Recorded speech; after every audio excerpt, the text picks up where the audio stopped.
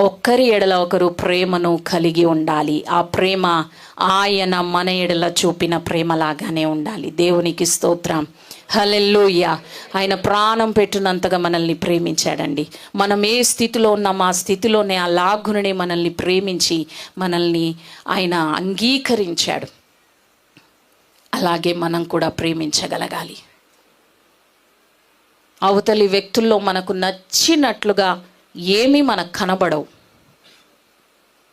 అయినా ప్రేమించు, సహించు. ఆ ప్రేమతోనే వారిని నీకు నచ్చినట్లుగా, దేవునికి నచ్చినట్లుగా నీవు తయారు చేయగలవు. దేవునికి స్తోత్రం కలుగునుగాక. అందుకే కుటుంబ జీవితాన్ని కూడా దేవుడు అలాగున పోల్చాడు కదా. సంఘమును క్రీస్తు ప్రేమించినట్లుగా, సంఘము కొరకు తన్ను తాను అర్పించుకున్నట్లుగా భర్త తన భార్యను ప్రేమించాలని వాక్యంలో వ్రాయబడి ఉన్నది. ఎఫెసీ పత్రిక 5వ అధ్యాయంలో ఆ మాటలు వ్రాయబడి ఉంటవి. అలాగున ప్రేమిస్తేనే భార్య కానీ భర్త కానీ ఆ ప్రేమతోనే ఒకరి మనసులను ఒకరు గెలవగలరు, ఒకరిలో ఒకరు మార్పును తీసుకురాగలరు, చూడగలరు. అవిశ్వాసి అయిన భర్త ఉంటే ప్రేమతోనే, ఆ సహనంతోనే వారిని మనము రాబట్టుకోవచ్చు అని వాక్యంలో వ్రాయబడి ఉన్నది. ప్రేమ చాలా అవసరం. ఉపదేశం అంతా కూడా ప్రేమ చుట్టే ఉంటుందండి.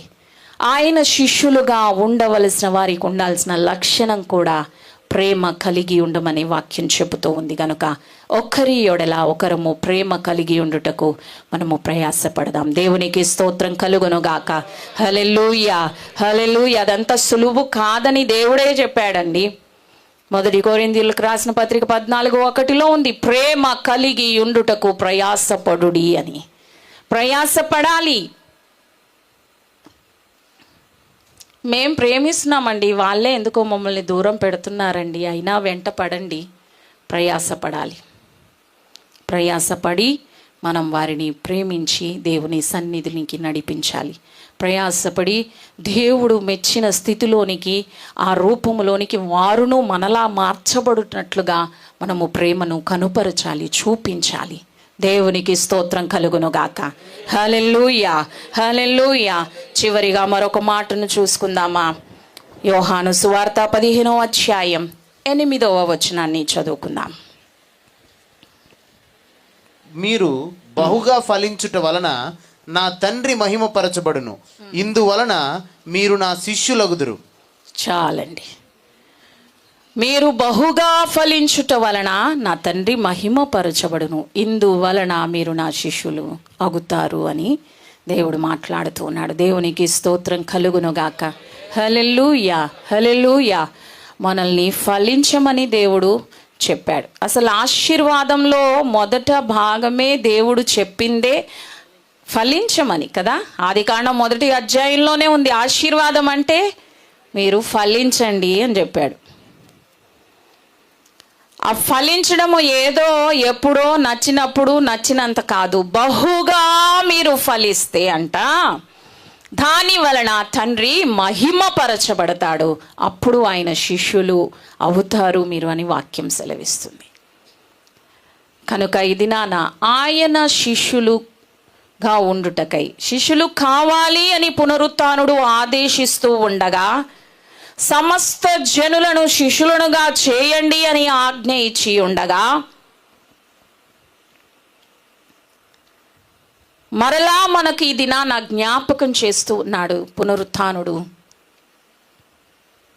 శిష్యులు కావాలి అని ఆయన కోరుకుంటూ ఉండగా ఆయన శిష్యరికము చేయటగా, శిష్యత్వపు హోదాలోనికి రావడానికి ఇష్టపడిన వారంగా అయితే ఎలాంటి లక్షణాలను మనం కలిగి ఉండాలో నేర్చుకుంటున్నాం. మొదటగా ఆయనను వెంబడించాలి.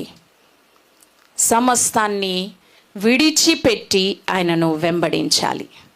అది కూడా వెంటనే చేయగలగాలి. దేవునికి స్తోత్రం కలుగునుగాక. హల్లెలూయా, హల్లెలూయా. యేసు కంటే ఎవరిని దేనిని ఎక్కువగా ప్రేమించని స్థితిని కలిగి ఉండాలి. మనల్ని మనం ఉపేక్షించుకోగలగాలి, సిలువనెత్తుకోగలగాలి, ఆయనను వెంబడించే వారంగా ఉండాలి. అదే సమయంలో ఆస్తులనైనా వదులుకోగలగాలి. దేవునికి స్తోత్రం కలుగునుగాక. హల్లెలూయా, హల్లెలూయా.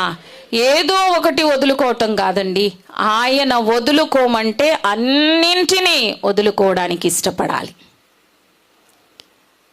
అది ఇప్పుడు కొత్తగా మనం చేస్తే కష్టమే అయినా మనమే ఆ పని చేయమని మనకే దేవుడు పురమాయించట్లా. ఆల్రెడీ శిష్యులు ఆయనను అలాగనే వెంబడించారు కదా, సాధ్యమే అని చూపించారు. అలా వెంబడించిన శిష్యులకేం నష్టం కలగలేదు కదా. వారు ఎంతగానో దీవించబడ్డారు, ఎంతగానో ఘనతను వారు పొందారు, గొప్ప ఆధిక్యత వారికి దేవుడు అనుగ్రహిస్తానని మాట ఇచ్చాడు కదండి. కాబట్టి ఇది ఆ హోదా, ఆ స్థాయి, ఆ స్థితి పొందుటకై మూల్యము చెల్లించుటకు మనం ఇష్టపడదాం. దేవుడు మనతో మాట్లాడుతూ ఉన్నాడు. ఆస్తిని, తల్లిదండ్రులను, అన్నదమ్ములను, అక్క చెల్లెలను, భూములను అన్నింటినీ విడిచిపెట్టడానికి, ప్రాణమును సహా ద్వేషించడానికి ఇష్టపడితేనే ఆయన శిష్యులు అని. అలాంటి వారిని ఆయన కోరుకుంటూ ఉండగా ఆ స్థితిలో ఉండడానికి ఇష్టపడే ఆశను కలిగి ఉందాం. అంతేకాకుండా ఆయన మాట్లాడుతూ అంటున్నాడు, ఎవరైనా కూడా నాకంటే ఎవరిని ఎక్కువగా ప్రేమించక నన్నే ఎక్కువగా నాకే మొదటి స్థానం ఇస్తే, నన్నే ఎక్కువగా ప్రేమిస్తే ఇంక దేన్ని ప్రేమించలేరు. గనుక అలాగున ప్రేమించగలిగే వారు నాకు కావాలి శిష్యులుగా అని దేవుడు కోరుతూ ఉన్నాడు. శిష్యులైతే ఆయననే ఎక్కువగా ప్రేమించగలుగుతారు అని దేవుని వాక్యం సెలవిస్తూ ఉంది. కనుక ఆయననే ఎక్కువగా ప్రేమించు వారముగా మనము ఉందాము. దేవునికి మహిమ కలుగునుగాక. హల్లెలూయా, హల్లెలూయా. అలాగే మన ప్రయారిటీస్ దేనికో కాదు, మొదట దేవుని రాజ్యమును గూర్చి మనము ప్రకటించు వారముగా ఉండాలి. దేవుని యొక్క రాజ్య స్వార్థను ప్రకటించాలి. యేసయ్య పరలోక రాజ్యము సమీపించి ఉన్నది, మారు మనసు పొందండి అని ప్రకటిస్తూ ఉన్నాడు. సువార్తల్లో వ్రాయబడి ఉంటుంది. ఆయన వెంటనే ఈ గ్రామానికి వెళ్ళాడు, వెంటనే ఆ పట్టణానికి వెళ్ళాడు, మరలా అక్కడికి వెళ్ళాడు. రాత్రి అయ్యేటప్పటికి ఆయన ప్రార్థనలో గడిపాడు. మరలా వేకువనే లేచి చాలా రాత్రి ఉండగానే ప్రార్థనలో గడిపి మరలా మరొక గ్రామంలో సువార్త ప్రకటన. ఇలా వెంటనే పగలున్నంత వరకు నేను పని చేయాలని ఆయన పరుగులెత్తినట్లుగా, ఆయన తనకు అప్పగించిన పని చేసి ముగించి తండ్రిని మహిమపరిచినట్లుగా వాక్యంలో వ్రాయబడి ఉన్నది. ఆయన లాగున మాదిరిగా దేవుని రాజ్యమును ప్రకటించుటకై, మొదటగా ఆ పని చేయుటకై, ఆ పనిని ముగించుటకై పరుగులెత్తిన వాడుగా ఉన్నాడు. ఆయనను వెంబడించు వారముగా, ఆయన శిష్యులముగా మనము కూడా అలాగే ఆయన రాజ్యమును ప్రకటించుటకు పరుగులెత్తు వారముగా ఉండాలి. దేవునికి స్తోత్రం కలుగునుగాక. హల్లెలూయా, హల్లెలూయా. బోధకునిలాగా మారిపోవాలి, దేవునిలో నిలిచి ఉండాలి, ఆయన వాక్యమందు నిలిచి ఉండాలి. అలాంటి వారు ఆయన శిష్యులు అని దేవుని వాక్యం సెలవిస్తూ ఉంది. దేవునికి స్తోత్రం కలుగునుగాక. హల్లెలూయా. అలాగే ఒకరి ఎడల ఒకరు ప్రేమను చూపించుకోవాలి, కనుపరచాలి. ఆయన అలాగే ప్రేమించాడు, ఆయనలాగే మనమును ప్రేమించాలి. అదే సమయములో ఆయన శిష్యులుగా మనము ఉన్నాము అనడానికి రుజువు ఏంటంటే, మనము బహుగా ఫలించాలి. బహుగా ఫలిస్తే మన వలన తండ్రికి మహిమ కలుగుతుంది. అప్పుడే ఆయన శిష్యులమని మనము గుర్తించబడతాం, అందరికీ తెలుస్తుంది. దేవునికి స్తోత్రం కలుగునుగాక. ఈ 7 లక్షణాలు ఇంకా ఉన్నాయి, చాలా ఉన్నాయి. కానీ ఈ 7 లక్షణాలను పరిశుద్ధాత్మ దేవుడు ఈ దినాన మనకు జ్ఞాపకం చేస్తూ ఉండగా, శిష్యులు కావాలి అని ఆయన కోరుతూ ఉండగా, ఈ శిష్యత్వపు హోదాలోనికి రావటం అంత సులువేమీ కాదు.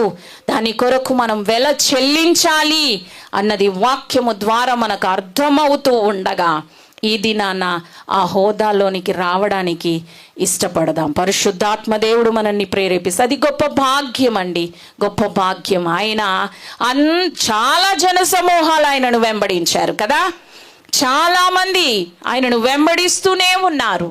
కానీ అందరినీ ఆ జాబితాలోనికి పిలవలేదండి, పిలవలేదు. తనకిష్టమైన వారిని ఆయన తన యొద్ద ఉండునట్లుగా పిలిచాడు, వారికి అధికారం ఇచ్చాడు, వారికి అపోస్తలుగా ఆయన పేరు పెట్టారు అని వాక్యంలో వ్రాయబడి ఉన్నది. ఈ దినాన శిష్యులు కావాలి అని పునరుత్థానుడు ఆదేశిస్తున్నాడు అనంటే ఆయనకిష్టమైన వారు ఎవరో ఇక్కడ ఉన్నారు. తనతో ఉండునట్లుగా ఆయన వారిని కోరుకుంటున్నాడు.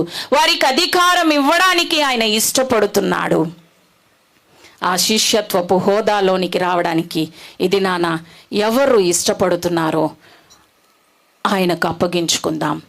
పునరుత్థానుడు ఆదేశిస్తూ మనతో మాట్లాడుతున్నాడు, శిష్యులు కావాలి అని. ఈ కడవరి దినములలో ప్రాణమును సహా లెక్క చేయక ఆయనను వెంబడించువారు, ఆయన రాజ్య సువార్తకు ప్రాధాన్యతనిచ్చి దాని కొరకై పరుగులెత్తువారు, సమస్తమును విడిచిపెట్టి వెంటనే ఆయనను వెంబడించువారు, తమ ప్రాణము కంటే అన్నిటికంటే ఆయననే ఎక్కువగా ప్రేమించువారు ఆయనకు కావాలి అని ఆయన కోరుకుంటున్నాడు. వారు ఆయనకు శిష్యులు. అలాంటి వారుగా ఉండుటకు ఇష్టపడినట్లయితే ఇది ఆయనకు అప్పగించుకుందాం. శిష్యులు కావాలి అని దేవుడు కోరుకుంటుండగా ఒకవేళ ప్రభువా నేను అలాగే అప్పగించుకొని నీ సన్నిధిలో బ్రతుకుతాను అని అంటే అంతకన్నా ధన్యకరమైన జీవితం ఇంకొకటి లేదు. దేవునికి స్తోత్రం కలుగునుగాక. హల్లెలూయా, హల్లెలూయా. ఆయన శిష్యులకు ప్రత్యక్షమై మనము పునరుత్థాన ఈస్టర్ దినాన మనము నేర్చుకున్నాం కదా. శిష్యులకు ప్రత్యక్షమై ఆయన వారికి సమాధానాన్ని అనుగ్రహించాడు, ఆయన శాంతిని అనుగ్రహించాడు, పరిశుద్ధాత్మను వారికి అనుగ్రహించాడు, వారికి పాపములను క్షమించే అధికారాన్ని ఇచ్చాడు, రోగులను స్వస్థపరిచే అధికారాన్ని ఇచ్చాడు కదండి. కాబట్టి అలాంటి గొప్ప ఆధిక్యతలు దేవుడు శిష్యులకు అనుగ్రహించాడు. ఆయన శిష్యునిగా ఆయనలా మారిపోయి ఆయనలా తండ్రి చిత్తం చేసి తండ్రికి మహిమ కలుగునట్లుగా బహుగా ఫలించి ఈ లోకంలో బ్రతుకుదాం. తండ్రి నామానికి మహిమ తీసుకొని వద్దాం. దేవుడి వాక్యమును దీవించు.